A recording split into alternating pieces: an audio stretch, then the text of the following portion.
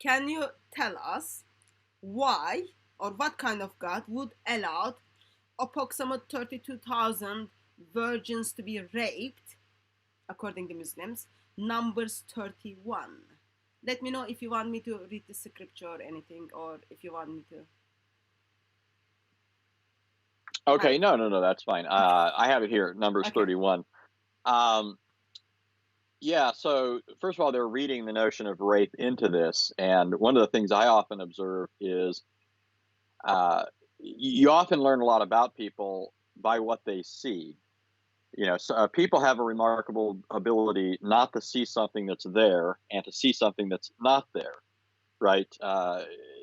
And you can see this in any number of ways. Some of them are very benign, innocent, not significant. But like if I'm driving down the street and there's a sign off to the side that says something on it, I might initially think I see a word and then turn and look and it's actually something else. Like I might think I see the word God, and then I turn and I look and the sign says good burgers 5 miles down the street or something like that, right?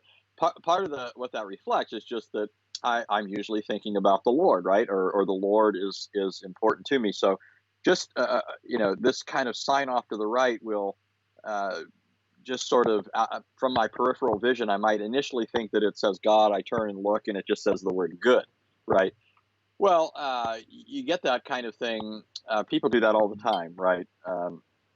But you often get it in very negative ways as well.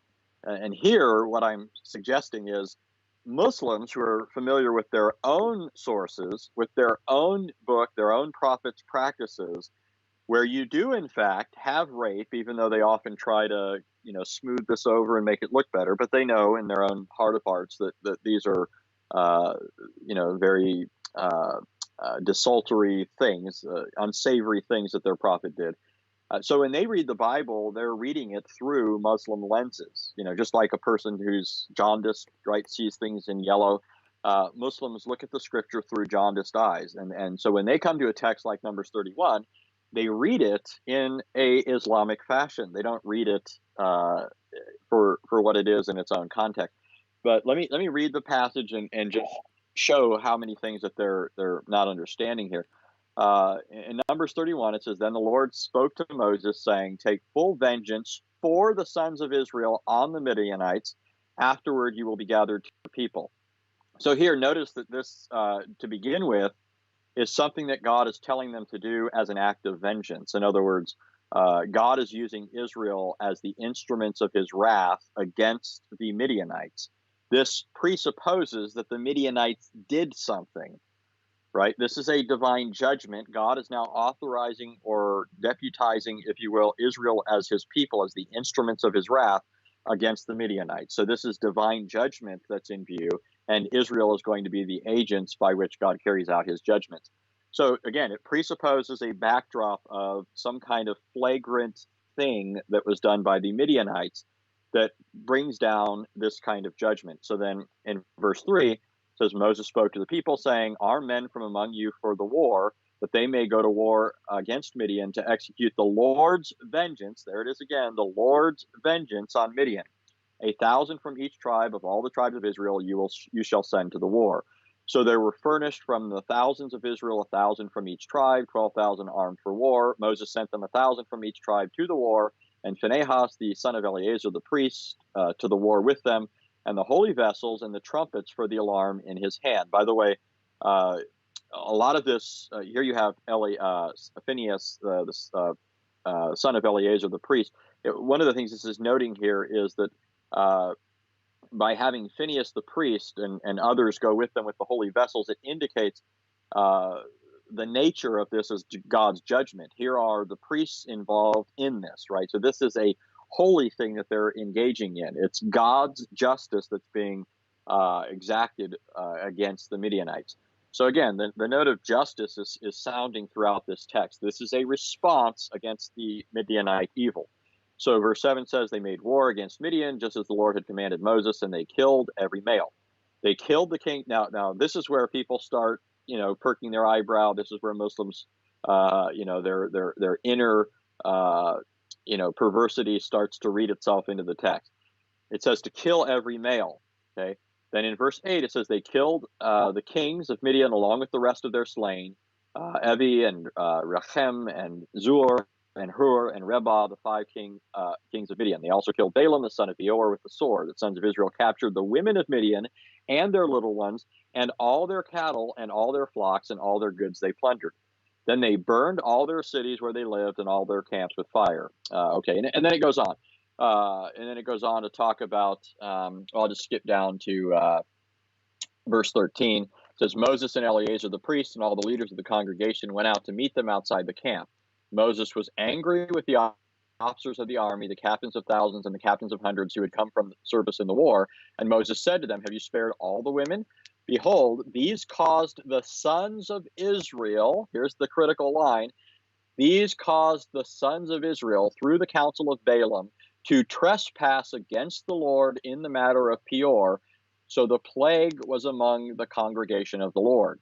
Now therefore kill every male among the little ones, and kill every woman who has known man intimately, but all the girls who have not known man intimately spare for yourselves. And you camp outside the camp 7 days, and then it goes on. So here's what Muslims are suggesting. The purpose of this war is Israel's going to go in because they're trying to get the women, right? And they're trying to get the war booty. And why would that be? Because that's exactly what Muhammad and his men did when they went in and conquered people who hadn't done anything against them, right? Yeah. But what you see here is that this is an act of judgment. What is the sin or the crime that Midian had committed? Well, it's already, we're told here, the women enticed Israel to sin. This harkens back to the Balaam affair. That's why it also mentions Balaam being killed here in this. Remember that Balaam is approached by Midian to curse the sons of Israel. But as much as Balaam wants to do so, because they're going to give him money for this, he's not able to do so because he says, I can't curse those whom God has blessed. But then Balaam gets this bright idea. Balaam says, if the Lord is the one who's the source of blessing for Israel that makes it impossible for them to be cursed and for Midian to then prevail against them, then what we need to do is we need to turn the Lord against Israel. And how could we do that? Well, the Lord is holy, right? And so one way we could do so is by enticing Israel to sin against the Lord. And so what was the sin that they tried to entice Israel into? Well, they got the Midianite women to go and try and seduce the Israelite men. This is one chink in a man's armor, right? So these women go in, they're pagan women. So it's not just that they're being enticed to women who aren't their wives, or maybe in addition to their wives, but in either case they're not married to. But in addition to that, they're pagan women. And as God says over and over again, God, his people are not to intermingle with unbelievers.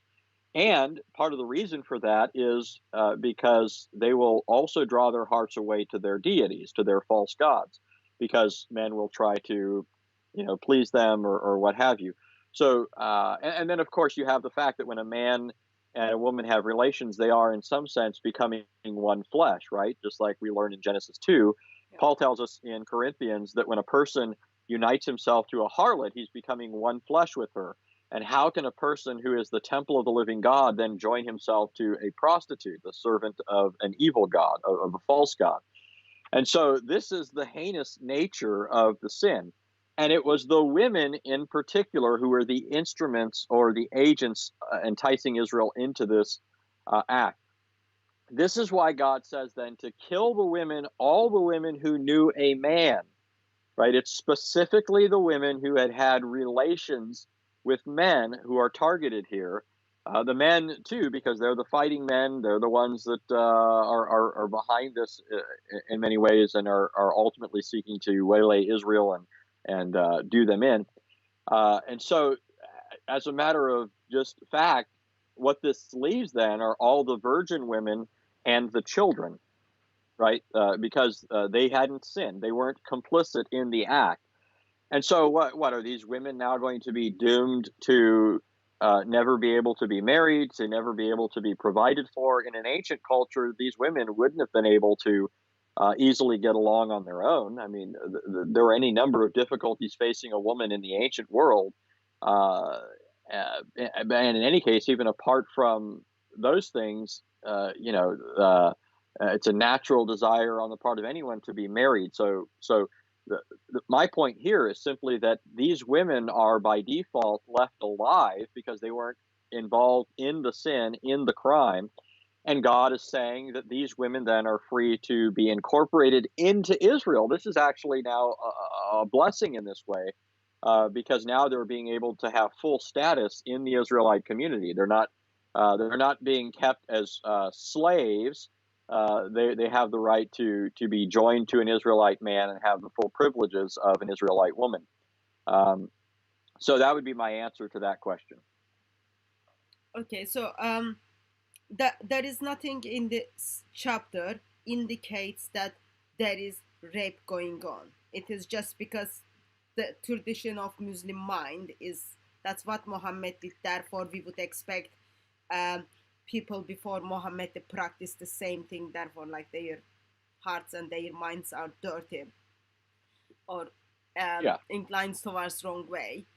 And we when we look at the passage, we see actually women are taking people of God away from God. Therefore, God is practicing His judgment on them. And also, if anyone wants to kind of look at what happens to those women, please read Deuteronomy chapter 21, where you will see how like those girls are not there to be raped. They will be looked after. They will be given time to mourn for their bereavement, and then it goes on.